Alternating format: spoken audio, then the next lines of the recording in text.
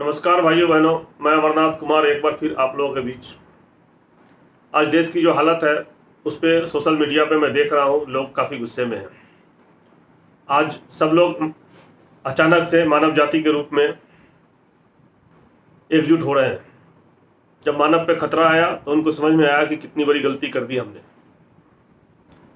आप लोगों को मालूम होगा कि देश की क्या हालत है, कैसे हॉस्पिटल में कहीं बेड नहीं मिल रहे हैं, दवाई नहीं मिल रहे हैं, लोग परेशान पड़े हुए हैं।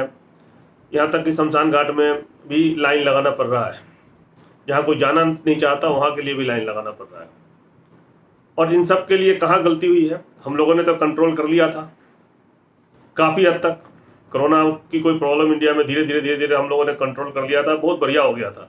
फिर गलती कहाँ हुई? तो आप लोगों ने कभी सोचा नहीं होगा कि कहाँ गलती हुई है। गलती हुई है हमारी मीडिया से, देश की मीडिया से।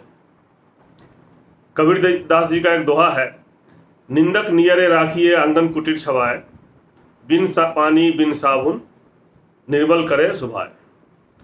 अर्थात कबीर जी कहते हैं कि जो आपकी निंदा करता है, आपकी बुराइयों को रिवील करता है, आपके बुराइयों के बारे में आपसे बात करता है, दूसरे से बात करता है, उसको हो सके तो आंगन में, घर के आंगन में, आंगन के बीच में उसका कुटीर मतलब घर बना दीजिए कि जब भी हो आपकी बुराई करे, आपको पता चले, फिर आपको सुधरने का मौका मिले। तो अब आंगन में तो नहीं बना सकते, लेकिन देश की जो चौथा स्तंभ है मीडिया, वो हमारा निंदक है।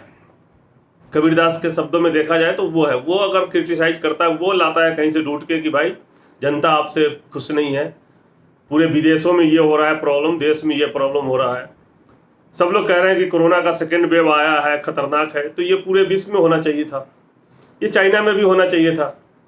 चाइना में सेकेंड वेव तो आया नहीं, फर्स्ट वेव में भी उन्होंने बस 90,000 केस आए, 4,000 डेथ हुआ, सब कुछ कंट्रोल हो गया। उससे कम आबादी वाला देश भारत, हम पिछड़ गए। हम वैक्सीन बनाने के नाम पे इतना लापरवाह हो गए कि अब तो वैक्सीन आ गया, मैं खुश हो गया, और मीडिया सरकार की गुणगान करने में लगी रही। सरकार को भी पता नहीं चला कि क्या हो रहा है, उनको संभलने का मौका नहीं मिला। आज भी मीडिया, जो मेन स्ट्रीम मीडिया है, जिसको ये काम करना चाहिए था, वो काम नहीं कर रहा है।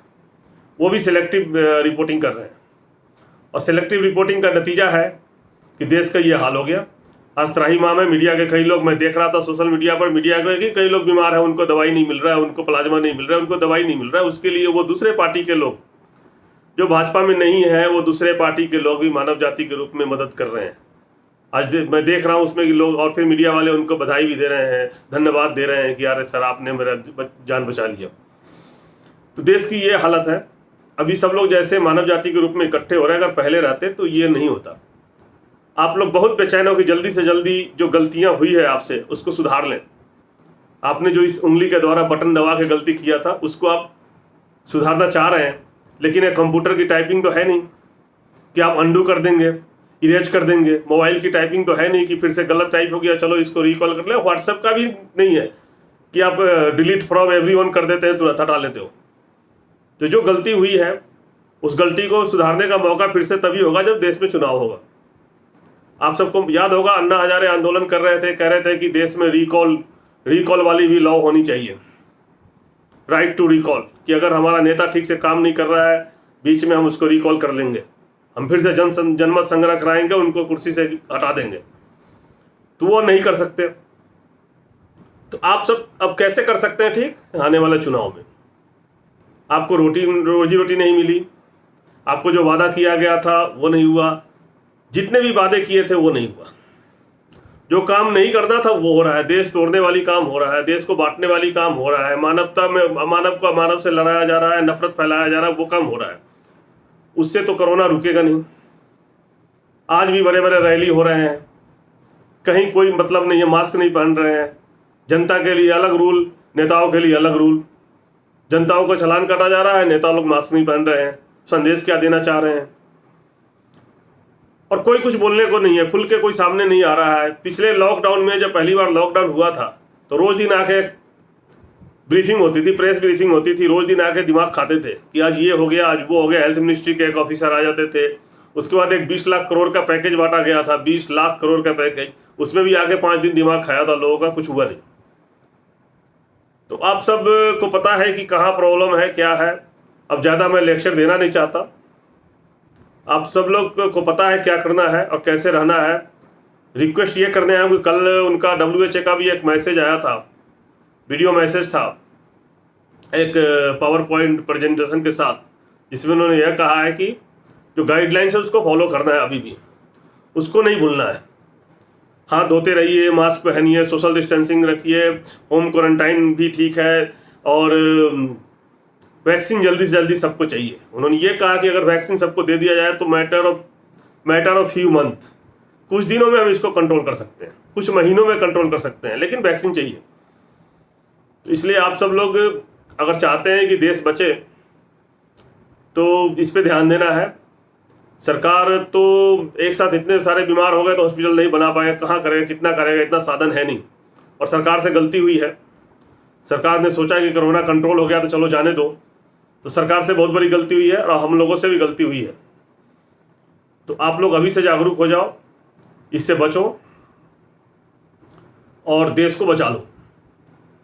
और वोटिंग के लिए मैं अब कुछ नहीं कहूँगा कि वोट किसको देना है। अब आपको पता चल गया कि कौन आपके लिए क्या करने वाला, उसको वोट देना है। अब जाति धर्म से हट के वोट देना है। अगर जाति के नाम पे वोट करेंगे तो ये होगा जो अभी हो रहा है, धर्म के नाम पे वोट करेंगे तो ये होगा जो अभी हो रहा है। तो जाति धर्म को छोड़ के कल को हो सकता है कि यही सरकार जाति धर्म से छोड़ के हट के बात करे तो इसको भी वोट से दे सकते हैं, लेकिन इनके बातों पर कोई भरोसा करने को तैयार नहीं है। आज देश में पहली बार ऐसा देखा है कि प्रधानमंत्री को इतना गाली दिया जा रहा है, गृह मंत्री को इतना गाली दिया जा रहा है। आप सोशल मीडिया पर जाइए और बंगाल के चुनाव का रिपोर्टिंग देख लीजिए, इतनी गालियां पड़ रही है, ऐसा कभी नहीं हुआ किसी भी देश के। ऐसा तो तानाशाह को भी नहीं देता था कोई गाली, उस देश का तो नहीं दे सकता। किम जोंग उन को भी उनके देश में गाली नहीं मिलता है, बाहर वाले देते हैं, लेकिन यहाँ तो हमारे देश में ही गालियां पड़ रही है। तो ऐसा आपने क्या कर दिया, इतना पॉपुलर थे और फिर अचानक से आपने इतनी बड़ी गलती कैसे कर दी। गलती आपसे भी हुआ है, आपने वोट लिया तो दलित पिछड़े सबको कह के वोट लिया, सबके लिए काम करने की बात करके ली, और आपने दलित पिछड़ों का कंपनी बेचना शुरू कर दिया, उनके आरक्षण खत्म करना शुरू कर दिया, तो वो आपके विरोधी हो गए। आज देश में एक दलित पिछड़े जो आरक्षण, जिनको आरक्षण से फायदा हो रहा था, वो तैयार नहीं है आपके साथ रहने को, वो आपको वोट नहीं देंगे। उसके बाद जो नौकरी पेशा थे, आप उनकी नौकरी खत्म कर रहे हो, सरकारी नौकरी खत्म करके, तो वो भी आपके खिलाफ हो गए। आप सरकारी संपत्तियों को बेच रहे हो, तो जो भविष्य में जो युवा थे जिनको रोजगार मिलना था, वो भी आपके खिलाफ हो गए। तो धीरे धीरे आपके प्रति तो सरकार के प्रति तो नफरत फैलती जा रही है। तो सरकार को भी सोचना है कि अभी से भी निंदक, मैं आपका निंदा कर रहा हूँ, कबीरदास के दोहा अगर समझ में आ रहा है तो अभी से भी सुधर जाइए। मैं अपने आप को, मुझे आप एक निंदक की तरह समझिए और मेरी बातों को संज्ञान लेते हुए सुधरने का कोशिश करिए। और पहले, सबसे पहले सब कुछ छोड़ के, ये प्रचार विचार तो होता रहेगा बाद में, अगर एक बंगाल इलेक्शन आप नहीं जीतेंगे तो उससे धरती उलट पुलट नहीं हो जाएगी, भूचाल नहीं आ जाएगा। तो आप उसको छोड़िए।